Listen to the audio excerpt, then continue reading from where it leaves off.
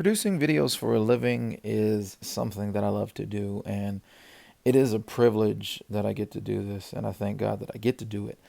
But usually in this season, which is the holiday season, it's usually a lull in the action, and we're not getting calls. We're just kind of, for Josh and I, we're just kind of working on the business, kind of brainstorming what to do to pick up more clients and pick up more work. How can we make ourselves better? How can we make things quicker? All that good stuff. But the Lord has blessed us with work in a time that we usually wouldn't have work. And most of it has come from this one client that we started working with, and they've been a great client. And so we're just fulfilling our duty to, produce some videos for them, and it's been great. And as you can tell, they've been in the last 3 or 4 of my vlogs.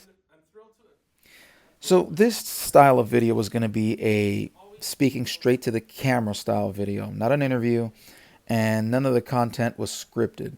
It was supposed to be off of the top of the head, off the cuff, simply because it was a simple style video announcing the winner of something. So this should have been pretty quick, 1 minute video, done. And what ended up happening was the client wrote out a script, printed it out, and so we had to go from there. And that's completely fine. Had we had known, we would have brought the teleprompter. But since this happened, what we ended up doing was we put the script on a stool so he got to look down at it, kind of use it as a bullet point, and then look right back up at the camera and then speak to the camera. He tried to go memory, but that never really worked, so the stool came in clutch. Our lighting setup here is pretty streamlined now. This is kind of what we've been doing on a regular basis because we find that we like it a lot. That's our 720D. It's got a softbox on it, and we're shooting it through a sheet of diffusion that's being held up by a T-bar. And that T-bar right there, and I'm getting close on it, because that T-bar is literally the top of a light stand. So, those cheap light stands that you get from Amazon whenever you order like a 3-light kit or something like that. They're very cheap, lightweight light stands. So what I did is I just took the legs off, and now I have a telescoping rod that I use as the T-bar. It's lightweight, it breaks down small, and so it's easy to bring with us. And so that's what we shoot through, and that lighting seems to take off the edge. And so I'm doing it at home now for my YouTube setups. So here is my YouTube setup. I kind of talked about it a little bit in my last video where I'm kind of talking about all the junk that I bought on AliExpress. And so that's my tripod setup. It's just like a tripod I really don't use anymore. So I figured I could set it up in the garage and kind of leave it there for the time being. And so as you can see, there is a sheet of diffusion, but I will let Mike in the moment talk about it. Had my monitor. Sometimes I think it's a little overkill, but it is what it is. Now here's what I'm talking about. This is a bed sheet. This is a bed sheet. This is, I'm sorry, not a bed sheet. A cheap shower curtain. This is the kind that you can get at the dollar store. I'm not even talking like Walmart unless it's the very cheapest. This is the one you get at the dollar store. It is white. It's not the opaque or see-through kind. It's white. And I'm just hanging it from one light stand. One light stand. It's got a crossbar. Clipped it on. And there is my 600D. It is very, very, very dark.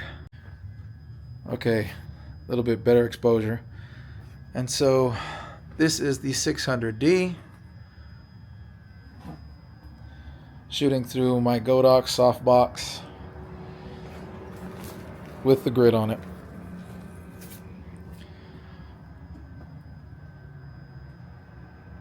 So not bad. I think it's pretty good. Pretty good little YouTube setup. I like being in front of my gear shelf. It provides a background. Pay no attention to the recycles back there. But yeah, just right in front of the gear shelf, and I hope it turns out well. I'm leaving it set up because I'm literally going to come back in here and shoot a couple more videos. So see how that all works out. Right next to the woodworking equipment. And that's my YouTube setup, and this is what it came out looking like. Just a nice soft key to the left of my face, your right. And it's slightly illuminating the back because I turned off all the lights in the garage. So the only thing that's really illuminating me is going to be from my key and then the hair light. That's about it. And it's just me going over some of the stuff that I bought from AliExpress, like I said earlier. If you haven't watched that, you can watch my last video. Now, what you're looking at is the Yongnuo 150S. It is basically a daylight version, little portable light that you can purchase. And that is the Ulanzi 120 buy that I just bought. And this is the Godox ML60. This is the one that started it all. I got this a couple years ago off of B&H, Black Friday. Ever since I got that, I have just loved these portable battery powered lights that actually have power. Because it used to be like, lights like that were like 20 watts. So I purchased that one, the Godox, 2 years ago. This is the Ulanzi that I just picked up, which is my third one. And before I picked up the Ulanzi, I actually picked up that Yongnuo right over there. And that Yongnuo was, I think, without the reflector, it was 52 bucks, I think, which is why I bought it, because $52 for 150 watts of daylight powered light is ridiculous. It's okay. It's all right, but it's not real in comparison. So I'm talking about comparing these two lights, these three lights here, and that Yongnuo is not an actual 150 watt light. It says it is. What I've learned about Yongnuo is they have their proprietary power packs. So if it actually does push 150 watts, it's definitely not doing it with a V-mount battery or NPF batteries or any type of batteries. It'll probably be pushing it with the DC power.